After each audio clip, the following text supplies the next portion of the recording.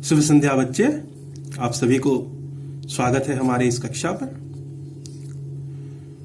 बच्चे, अब तक हमने हमारे संस्कृत सुरभि पाठ्य पुस्तक के द्वितीय पाठ अभ्यासः एवः परम गुरु का भी पाठ कर चुके हैं। हमने उस दिन आपको क्लास में पाठ का किस तरह से पठन करेंगे, उच्चारण किस प्रकार से होगा वो बताया था। उसके साथ साथ उसको मैं आपको हिंदी भाषा में अर्थाबोधन भी करा दिया था तथा जो काठिन्य निवारण है, जो कठिन शब्द है, उसका भी अर्थ मैंने आपको बता दिया था। आज हम उस पाठ का जो प्रश्नोत्तर है, क्वेश्चन नंबर 1 to 7, इस तरह करके आज हम करने वाले थे हमारे आज की इस कक्षा में। लेकिन प्रश्न को करने से पहले एक चीज आपको बताना बहुत जरूरी समझता हूं, इसलिए मैं आज ये विषय आपको बताने के लिए आया हूं। देखिए, हम कोई भी पाठ पढ़ेंगे उसका उत्तर हम कर देंगे, ये तो हमारा प्रक्रिया है ही। पाठ का सही से उच्चारण हो जाएगा, अर्थावबोधन हो जाएगा, उसके बाद काठिन्य शब्द से आपको परिचित करा दिया जाएगा, उसके बाद उसके जितने सारे प्रश्न होते हैं उन सबको आपको बताया दिया जाएगा। ये तो हमारा प्रोसेस है ही, वो तो करेंगे ही। लेकिन उस पाठ के जो प्रश्न अभ्यास में जितने सारे प्रश्न होते हैं, सभी प्रश्न आपको आसान लगते हैं। क्यों आसान लगते हैं? सबसे बड़ी बात है, सारे प्रश्नों के उत्तर आपके पठित पाठ्य पुस्तक में ही होते हैं। चाहे वो प्रथम प्रश्न आम अथवा न हो, समुचित पर्यायवाची पद हो या फिर विलंब पद हो, उत्तरम एक पदेन दीयताम यह प्रश्न हो, अथवा उत्तरम एक वाक्येन दीयताम यह प्रश्न हो, या फिर घटना को समुचित क्रम में सजाने की प्रश्न यह हो।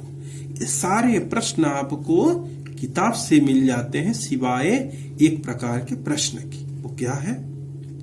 वह है प्रश्न निर्माण। आपके लिए ये बात आज जो बता रहा हूं, ये बात आपके लिए नया नहीं है। ये प्रश्न आपने कक्षा 6 से देखते आ रहे हैं। कक्षा 6 में आपके सारे पाठ के अंत में जो अभ्यास प्रश्न होते थे, उनमें एक प्रश्न जरूर ऐसा होता था। आपने उसको किस हिसाब से करते आए हैं, कितना बच्चे उसको समझते हैं, कितना बच्चे बिना समझे ही कर देते हैं, वो अलग बात है। यहाँ पे भी बैठे हुए आप लोगों में से कितने बच्चे उस चीज को समझ गए हैं, समझ चुके हैं, और कोई कितने बच्चे नहीं समझे हैं, वो अलग बात है। तो मेरा इच्छा है कि आप कक्षा में उपस्थित सारे बच्चे, जितने भी बच्चे इस वीडियो को देख, सारे बच्चों की मन से ये शंका दूरीभूत हो जाए कि कहाँ पे कौन सा पद लगेगा, ये आपको बड़ी आसानी से समझ में आ जाए। तो आप अच्छे से इस वीडियो को आज देखेंगे, समझ लेंगे, तब वहां पे आपको कोई भी दुविधा नहीं होगी। और हाँ, इस प्रश्न को आप जितना अच्छे से समझ लेंगे, मेरा उम्मीद है उस अभ्यास प्रश्न में जितने भी क्वेश्चन नंबर रहे 1 to 6 और 1 to 7 जितने भी रहे, सबसे आसान आपको यह प्रश्न लगेगा, प्रश्न निर्माण के लिए जो प्रश्न होता है। तो सबसे जरूरी चीज है कौन सी पद के लिए क्या लगेगा, इस बात को ढूंढना, पहचानना, उसके लिए एक स्वतंत्र नियम है। वो नियम क्या है हमको एक बार देखना पड़ेगा। आप लोग जानते हैं कि संस्कृत में सारे पद कोई ना कोई धातु से ताल्लुकात रखते हैं, ना किसी शब्द से ताल्लुकात रखते हैं, किसी ना किसी प्रकार से कोई ना कोई चीज उपसर्ग से ताल्लुकात रखते हैं। तो मैं आपको यहाँ पे बताना चाहता हूं, जनरली हमारा उस प्रश्न में जो बोल्ड अक्षर में रहते हैं जितने सारे पद, वो एक शब्द रूप, कहीं ना कहीं किसी ना किसी प्रकार का शब्द रूप से ताल्लुकात रखते हैं। चाहे वो नाम शब्द का हो या फिर सर्वनाम शब्द का हो। वहां पे 24, यहाँ पे 21, इनमें से किसी न किसी कोई ना कोई एक रूप होता है, वो शब्द का एक रूप होता है। तो जब तक हम उसको जान लेंगे, तब तक उसके लिए कौन सा प्रश्न पद वहां पे बैठेगा वो जानना अति आसान हो जाता है।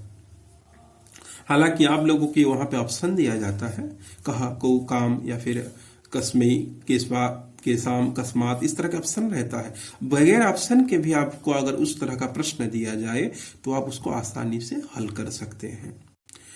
तो आइए उस विधि को, उस नियम क्या है उसको जानेंगे अभी इस कक्षा में। तो देखिए आपके लिए एक चीज मैं यहाँ पे लिख दिया हूं। संस्कृते प्रश्न निर्माणार्थम सप्तककाराः सन्ति। संस्कृते प्रश्न निर्माणार्थम सप्तककाराः सन्ति। संस्कृत में प्रश्न निर्माण के लिए 7 ककार होते हैं। 7 ककार। ककार क्या है, क से क्यों इन्हें ककार क्यों कहा गया उसको देखें एक बार। ककार इसलिए कहा गया है, ये जो 7 पद है, ये 7 पदों की शुरुआत क वर्ण से होने की वजह से उनको ककार कहा गया है। जिस तरह बालकः बालको बालकः, उस तरह ककार कोकारौ ककाराः बहुवचन में प्रयोग हुआ है। 1 नहीं 2 नहीं 7 है, इसलिए बहुवचन में प्रयोग। और सबसे बड़ी बात, ये 7 के साथ जो पद है ककार पद, ये सब के सब अव्यय है। आप ध्यान देंगे यहाँ पे लिखा हुआ है अव्यय।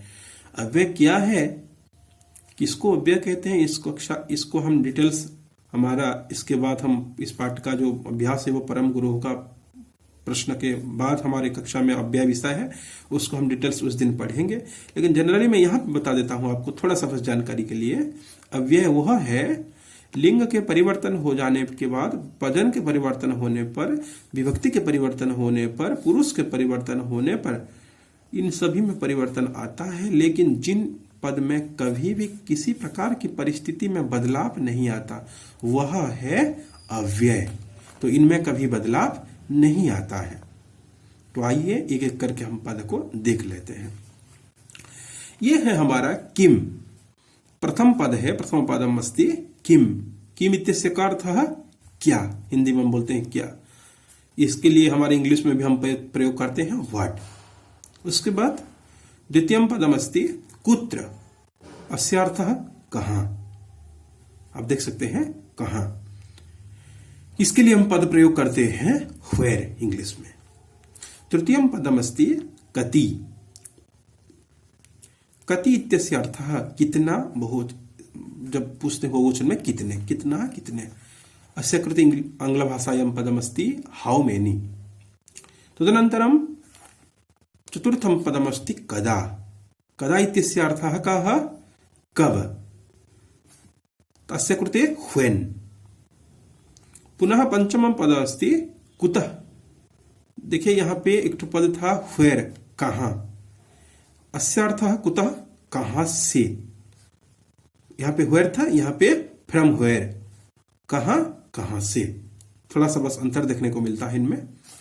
उसके बाद षष्ठ पदम अस्ति कथम। कथम, कथम इत्यस्य अर्थः कः, कैसे। How are you, how. इससे पदम आंग्ल भाषायां हाउ, कैसे, आप कैसे हैं। तदनंतरम अंतिमम यत् अव्यय पदम अस्ति तत् किमर्थम। किमर्थम यानी किस लिए, हुए, क्यों। जब हम बोलते हैं क्यों या फिर किस लिए, इसके लिए क्यों भी प्रयोग किया जाता है।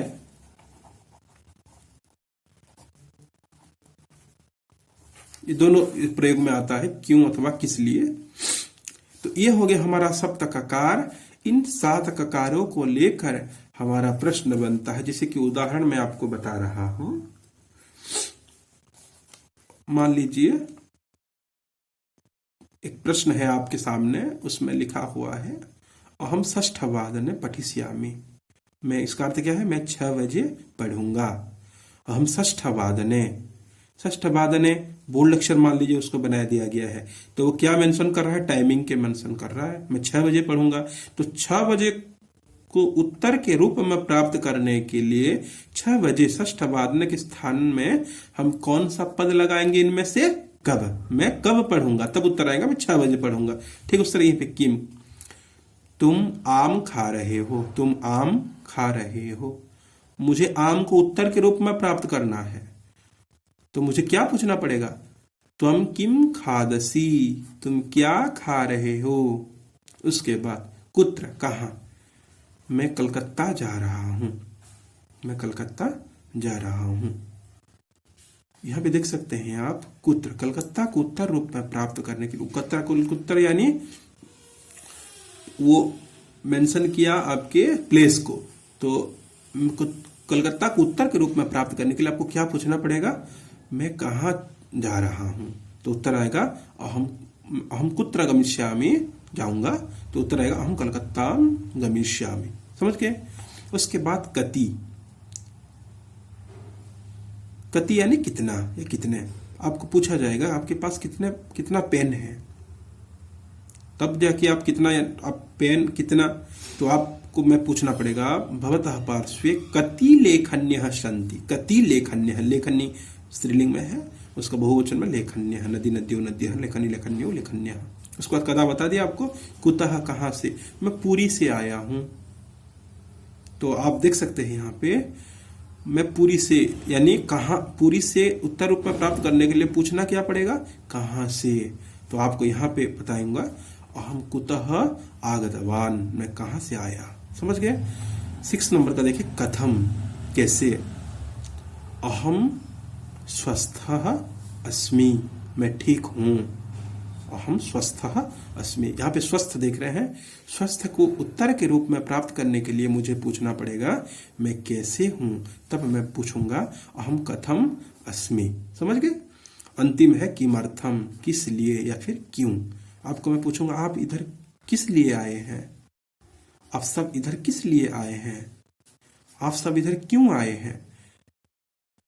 अब देखिए, भवन्तः सर्वे अत्र किमर्थम आगतवन्तः, किस लिए। तब आप बताएंगे हम पढ़ने के लिए कि हम खेलने के लिए। जो खेलने के लिए, पढ़ने के लिए उत्तर है, उसको प्राप्त करने के लिए आपको पूछना पड़ेगा किमर्थम। तो एक जनरल बेसिक आइडिया यहाँ पे आपको मिल गया कि ये होगा तो ये होगा। उसके बाद इतना ही है क्या हमारे संस्कृत में प्रश्न निर्माण के लिए? नहीं, इससे और बहुत ज्यादा है। इतने में हमारे प्रश्न पद सीमित नहीं होते हैं। इसके बाद हमारे पास, मैंने बताया हूं आपको, शब्द रूप 2 प्रकार के वैरायटी में होते हैं, नाम शब्द रूप, सर्वनाम शब्द रूप। हमारे पास और एक किम शब्द है। किम शब्द का अर्थ है क्या। यहाँ पे जो किम था ये अव्यय के रूप में प्रयोग होता है। यहाँ पे जो किम है ये शब्द रूप, सर्वनाम शब्द रूप के रूप में चलता है। और आपको बताया हम, कोई भी सर्वनाम शब्द हो उसका 3 लिंग होते ही है, पुल्लिंग में, स्त्रीलिंग में, नपुंसक लिंग में। यानी किम और सर्वनाम शब्द का नेचर बताया था आपको, वहां पे 7 विभक्ति रहेंगे, 3 वचन रहेंगे। तो आप मुझे बताएंगे यहाँ पे कितने होंगे टोटल किम शब्द में के रूप। टोटल कितना होंगे, 63 होंगे। देखिए यहाँ पे आप हिसाब लगा देंगे, यहाँ पे कितना, 7 × 3 21, प्लस यहाँ पे भी वही 21, प्लस यहाँ पे भी 21, कितना टोटल 63। तो हमारे पास ये 7 के अलावा और भी 63 पद है। ये 63 पद की थोड़ा सा रूप को अभी पहचान लेंगे। जैसे कि पुल्लिंग, कोई पुरुष के बारे में बात हो रहा है और वहां पे आपको बताया जा रहा है। मैं एक एक करके उदाहरण देके अभी बता देता हूं आपको। कहा, जैसे कि कहा, इसको मैं बताया था पहले, हमने शब्द रूप में जो पढ़े हैं, शब्द रूप में जो विभक्ति का चिन्ह मैंने बताया हूं, करता है, कर्ता ने कर्म को कर्ण से संप्रदान के लिए अपादान से अधिकरण में संबंध पर आता है, सब वही अर्थ यहाँ पे भी आएगा। किम शब्द में भी किम का अर्थ है भी यहाँ पे अव्यय जैसा क्या। तो यहाँ पे पुल्लिंग के लिए प्रयोग हो जाएगा कौन, ठीक है ना। तो यहाँ पे देखे कह के, यानी कौन, कौन दोनों कौन। अब मैं बताऊंगा आपको, रामः अस्ति, राम है। अब मुझे उत्तर प्राप्त करना है राम को उत्तर के जैसा, राम है। तो मुझे क्या पूछना पड़ेगा, कौन है। तो मैं क्या पूछूंगा, कह अस्ति। फिर से पूछूंगा मैं, रामः श्यामौ स्तः, राम श्यामौ स्तः, राम और श्याम हैं। तो कौन दोनों हैं, तो रामो श्यामो को जगह पे हमने जब को लगा देंगे, कौस्तः, तब उत्तर आएगा राम श्यामो। उसके बाद बालकाः सन्ति, तो बालकाः को उत्तर के रूप में प्राप्त करने के लिए उसका बहुवचन वाला रूप क्या है, के। अब यहाँ पे क्यों बात कर रहे हैं, क्यों यहाँ पे नहीं, क्योंकि यह जो बालक या फिर राम या फिर जो राम श्याम बताए, ये सब पुल्लिंग में आते हैं, इसलिए हमारा पुल्लिंग वाला चल रहा है। तो अब ध्यान रखेंगे, जितने सारे पुल्लिंग युक्त पद है उस सभी में इस प्रकार का पुल्लिंग का रूप चलेगा। कम को कान किसको, बालक को या फिर राम को, फिर दोनों को और बहुत को, ठीक है ना। इन तरह से आपने राम किसके द्वारा, किन दोनों के द्वारा, किन सबके द्वारा, फिर किसके लिए, किन दोनों के लिए, किन सबके लिए, फिर किससे, किन दोनों से, किन सबसे, उसके बाद किसका, किन दोनों का और किन सब का, उसके बाद किसमें, किन दोनों में, किन सब में। उसका एक बार मैं उच्चारण भी कर देता हूं, आप देख सकते हैं। कहा कऊ के, कम कऊ कान, केन काभ्याम कई, कस्मै काभ्याम केभ्यः, कस्मात् काभ्याम केभ्यः, कस्य कयोः केसाम, कस्मिन् कयोः केषु। ये हो गया पुल्लिंग के लिए। अभी हम बढ़े हैं स्त्रीलिंग के लिए। स्त्रीलिंग में भी कोई विशेष बात यहाँ पे नहीं है। जो अर्थ बताया गया है इस पुल्लिंग में, वही अर्थ भी यहाँ पे दोहराया जाएगा। अंतर बस इतना है, यहाँ पे पुरुष जाति की बात चल रही थी, पुल्लिंग की बात चल रही थी, उसका ऑपोजिट यहाँ पे स्त्रीलिंग की बात चलेगी। का के का यानी कौन है, कौन, कौन दोनों, कौन सब, लेकिन ये तीनों के तीनों लड़कियां होनी चाहिए। कौन यानी अकेली लड़की होनी चाहिए, कौन दोनों यानी दो लड़कियां होनी चाहिए, कौन सब यानी कौन लड़कियां बहुत सारे होनी चाहिए। बस बात इतना ही है। काम के कहा कया अर्थ, बस अर्थ जो आपको बताया था वही अर्थ यहाँ पे भी चलेगा। कया काभ्याम काभ्यः, कस्यै काभ्याम काभ्यः, कस्याः काभ्याम काभ्यः, कस्याः कयोः कासाम, कस्याम कयोः कासु। अभी हम देखें हमारा नपुंसक लिंग के लिए। नपुंसक की खासियत इतना है, वो ना तो पुल्लिंग होगा ना ही स्त्रीलिंग होगा। उसके अलावा जो बच गया पद वो सब आएंगे हमारे नपुंसक में। जैसे कि फल हो सकता है, फल शब्द हो सकता है, पुष्प शब्द हो सकता है। इस तरह के अनेक शब्द हैं जो कि नपुंसक शब्द की कैटेगरी में आते हैं। तो उनके लिए किम के कानी, क्या, क्या दोनों, क्या सब। किम के कानी, क्या, क्या दोनों, क्या सब। मैं बताया हूं आपको पहले से शब्द रूपणी कक्षा में कि कोई भी नपुंसक शब्द हो उसका जो प्रथमा विभक्ति और द्वितीय विभक्ति का रूप दोनों बराबर रहता है, और तृतीय विभक्ति अनवर्ड्स उसी का रूप पुल्लिंग जैसा होता है। पुल्लिंग में कोई शब्द हो पुल्लिंग में उसके जैसा चलता है। तो इस बात को आप ध्यान रखेंगे, ठीक है। तो इन सब को मिला के हम कोई भी दुनिया में और कोई भी ऐसा प्रश्न नहीं है इन सब से जो बाद में आए। मतलब ऐसा कोई पद नहीं है जो इनके अलावा और कुछ बैठा, क्योंकि और कुछ है ही नहीं। तो इनमें, इन सब में से बैठना जनरली इनमें से भी आता है, और खास करके इनमें से बहुत ज्यादा पूछता है। तो आप ये सभी से परिचित हो गए। आपको अब काम है, अब आइडिया लगाएंगे जो बोल्ड अक्षर में आपको पद दिया गया होगा वहां पे अब थोड़ा सा स्टडी करेंगे उसको कि ये कौन सा लिंग में है, इसका अर्थ क्या है, कितने हैं, अब कौन सा विभक्ति युक्त पद है। उसी के आधार से इनमें से आपको वो मिल ही जाएगा। पर्टिकुलर अगर इस तरह का आए तो आपको बहुत आसान हो जाएगा। यहाँ पे आए थोड़ा सा समझना पड़ेगा। जैसे समझना मतलब समझ तो चुके हैं आप, समझा दिया हूँ, थोड़ा सा याद करना पड़ेगा उस समय आपको कि ये पुल्लिंग युक्त पद है और चतुर्थी विभक्ति के आया है और एक वचन में है, इसलिए यहाँ पे हम कस्मै लगेंगे। ये स्त्रीलिंग युक्त पद है, ये षष्ठी विभक्ति से आया है और यहाँ पे दो है, द्विवचन में है, इसलिए हम यहाँ पे कयोः लगा देंगे। बात इतना है, ठीक है। तो आप इस तरह के देखेंगे अभ्यास, अब खुद ब खुद आप, इसका जरूरी नहीं कि टीचर हमेशा प्रश्न देंगे आपको, आपका भी रोल है कि आप खुद ब खुद कई सारे इस तरह सेंटेंस, सिंपल सेंटेंस लिखेंगे और वहां से बीच में आपको पता है, बता दिया मैंने, कोई ऐसे पद को रेखांकित कर देंगे जिनके सहारे आप प्रश्न बना सके। उस बाद में उनको आप प्रश्न, या फिर आपके घर में मम्मी होंगे, पापा होंगे, उनको आप बोलेंगे कि हिंदी में, या फिर हिंदी में उनको बोलेंगे, तो आगे बाद में संस्कृत में उसको ट्रांसलेशन किया जाएगा। आपको बोलेंगे हिंदी में सरल सिंपल लिख के दें, वो लिख के देंगे और उसमें वो बोल्ड कर देंगे कोई ऐसे पद को जिनके सहारे आप प्रश्न बना सकते हैं। और आपने जिस प्रकार की टेक्निक बताया उसी के आधार से आपने वहां पे प्रश्न बना सकते हैं। ध्यान रखें इस बात का। तो ठीक है बच्चे, आज की कक्षा में हम इतना ही पढ़े और आने वाली वीडियो में आपको मैं बताऊंगा हमारा जो अभ्यास एवं परम गुरु पाठ है उसका जितने सारे प्रश्न उत्तर बचा हुआ है हम उसको डिटेल्स के रूप में मैं बता दूंगा। उसके बाद आपका भी काम है, तो मेरे जो यहाँ पे जो मैं होमवर्क दिया हूँ उसके बाद मैं आपको असाइनमेंट के रूप में दूंगा, अनेक प्रश्न लिख के दूंगा, उसको आप किस तरह से करेंगे, ठीक है ना। तो आज की इस कक्षा को यहाँ पे विराम देते हैं। जय संस्कृतम, जय भारतम।